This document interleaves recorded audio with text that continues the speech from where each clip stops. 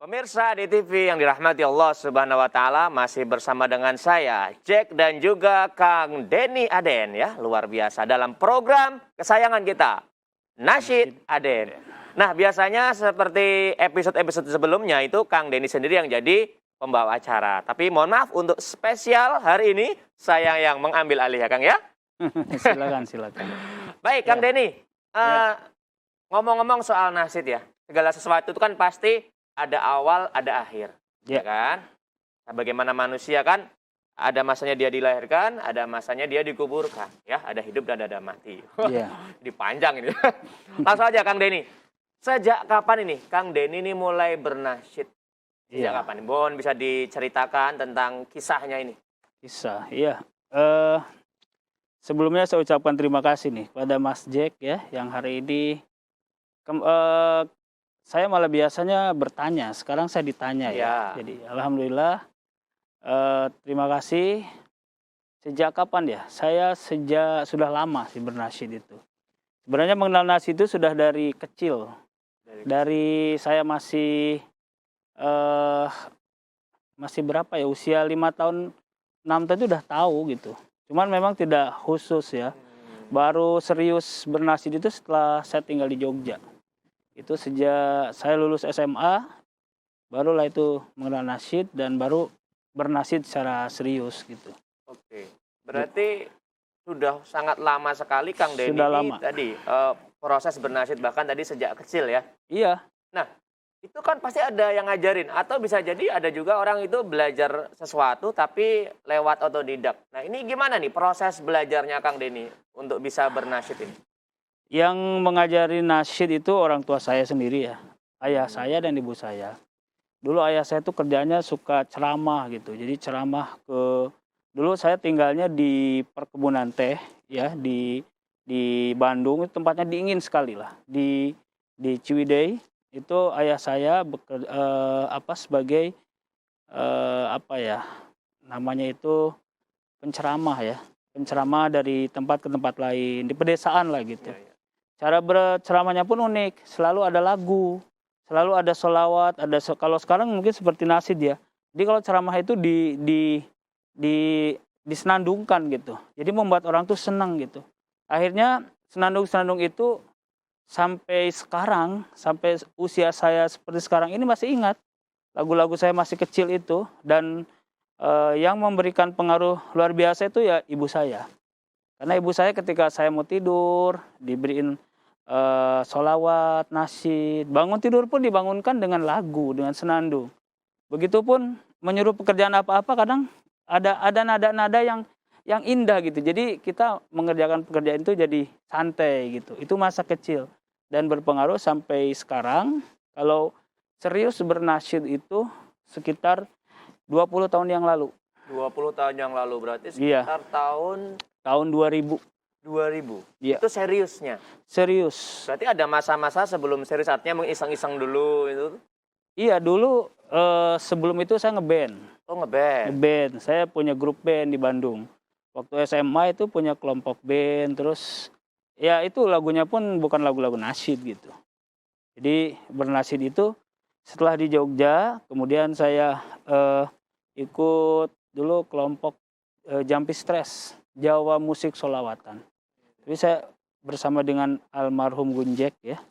Kemudian membentuk kelompok nasyid Elingkar P yang dibentuk oleh Gusmu dan juga rekan-rekan Elingkar P itu sekitar hampir 10 tahun bersama kita. Lalu setelah Elingkar P, kelompok Sapu Jagat. Nasyid Sapu Jagat, barulah di tahun 2010 saya solo. Nasyid solo, jadi ya itu transformasinya seperti itu. Nah, Kang Denny, dalam proses selama 20 tahun itu pasti ada enak dan gak enak, atau ada suka dan duka. Iya. Nah, dalam proses berkarya selama 20 tahun sampai sekarang ini. Nah, boleh sedikit Kang Denny ceritakan tentang suka dan dukanya dalam proses bernasyid ini? Iya. Pastinya dalam proses apapun ada suka dan duka ya. Tapi bagi saya selama bernasyid saya ingin mengambil yang lebih banyak sukanya aja. biar bahagia, biar senang, Apa biar nih kita Kang? tuh semangat. Sukanya apa aja Kang kalau bernasyid itu? Suka itu karena dengan nasyid ini bisa menjadi pembuka silaturahmi. Hmm. Kita bisa bersilaturahmi ke mana saja. Jadi alhamdulillah nasyid ini membawa saya ke tempat-tempat yang tidak terbayangkan sebelumnya. Dan Memangnya tempat-tempat yang sebelumnya Kang Denny tidak bayangkan hingga akhirnya Kang Denny dapat merealisasikan atau mewujudkan menguji tempat-tempat itu di mana saja Kang Denny? Bisa diceritakan? eh, jadi begini ya, saya banyak mendapat kesempatan. Saya sangat bersyukur kepada Allah ya. Banyak mendapatkan kesempatan karena bernasyid, karena diundang untuk bernasyid atau bersolawat. Dan itu membuat serasa hidup ini lebih hidup gitu. Bisa bertemu dengan banyak orang. Dalam sehari aja bisa bertemu di sana, pagi kemana, siang di mana, sore di mana. Dan saya sampaikan tadi ke tempat yang belum pernah terbayang sebelumnya. Misalnya begini, dulu waktu kecil saya pernah orang almarhum ayah saya pernah bilang, belajarlah sampai ke negeri Cina. Itu kan juga ada ya. Iya, gitu. betul. Nah, dari kalimat itu, mana Cina itu jauh sekali, di mana. Ternyata alhamdulillah lewat nasyid ini, saya bisa sampai ke sana. Ke Cina, ke Hong Kong, ke Guangzhou, ke Shenzhen, dan beberapa tempat lainnya. Itu bukan untuk berbisnis, tapi memang untuk bernasyid. Bertemu dengan sahabat-sahabat pecinta nasyid, pecinta solawat, pegiat solawat, penyemangat gitu. Karena di sana bisa memberi semangat tidak hanya untuk diri sendiri, tapi buat orang lain. Dan mudah-mudahan langkah kaki kita yang sampai ke sana itu bisa memberi manfaat buat siapapun yang ada di sekitar kita. Baik, baik. Sangat menginspirasi sekali ini apa yang Kang Denny sampaikan. Lalu ini Kang Denny, jenis musik itu kan ada banyak sekali ya, ada pop, ada metal dan lain sebagainya. Iya. Apakah ada sejarah atau cerita unik dari Kang Denny ini yang mungkin nasyid ini yang sekarang dilakukan sebelumnya ada genre lain yang mungkin sebelumnya sudah diambil? Iya. Gimana itu Kang Denny dulunya? Kalau saya berusaha untuk belajar semua genre lagu ya. Jadi lagu etnik, Melayu, gambus, lagu-lagu yang lagu barat sekalipun, kemudian lagu bahasa Cina ataupun lagu berbahasa daerah ya.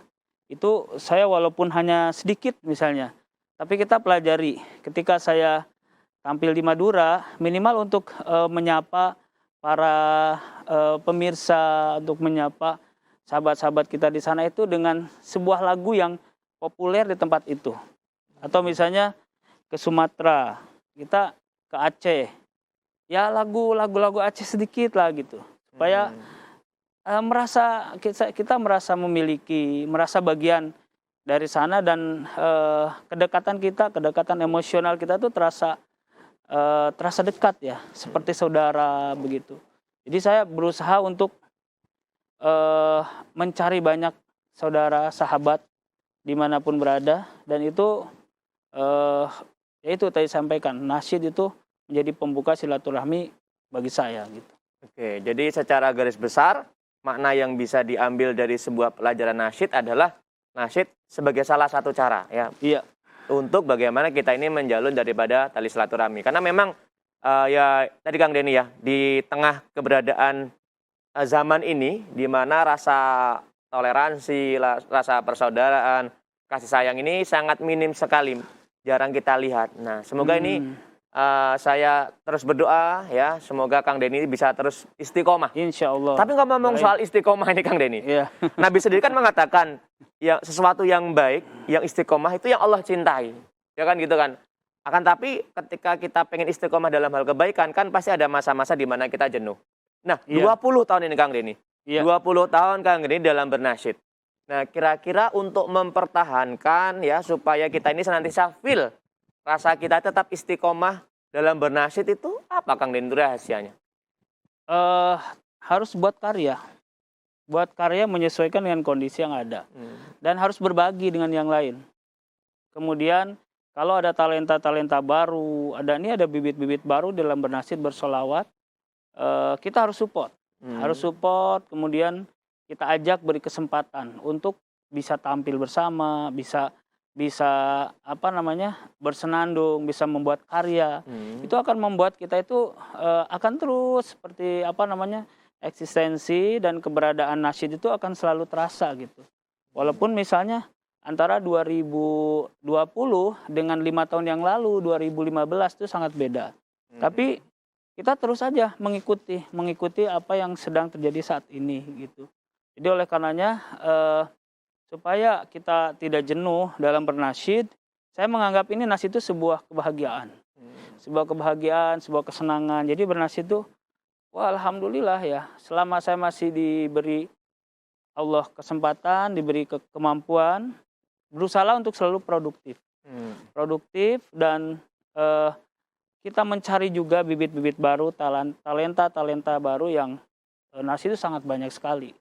Tidak hanya anak-anak, sampai ibu-ibu pun, ayo kita bernasyid, bersolawat, karena ini salah satu media untuk bersyiar gitu. Menampakkan Islam dengan santun, menampakkan wajah Islam yang indah. Islam is the beautiful religion untuk siapa saja. Dan satu hal Mas Jack yang saya pegang selama bernasyid kesana kemari, itu ingat pesan dari ayah saya, dirikanlah jembatan yang kuat dan megah, dan jangan dirikan bangunan yang tinggi. Maksudnya apa itu Kang Denny? Nah itu dia, jadi kita kemana-mana harus menjalin silaturahmi, intinya begitu. Jadi jembatan tadi maksudnya adalah silaturahmi? Iya, dengan siapapun. Oke. Kalau kita baik, insya Allah yang lain juga membalas dengan baik. Baik, terima kasih Kang Denny. Masih banyak lagi pertanyaan-pertanyaan yang ingin saya sampaikan ya. Tentunya terkait tentang nasyid yang Kang Denny jalan ini. Tapi kita akan jeda dulu sejenak ya. Pemirsa, di TV yang dirahmati Allah Subhanahu wa Ta'ala, jangan kemana-mana. Karena sebentar lagi kami akan segera menjumpai Anda di segmen berikutnya.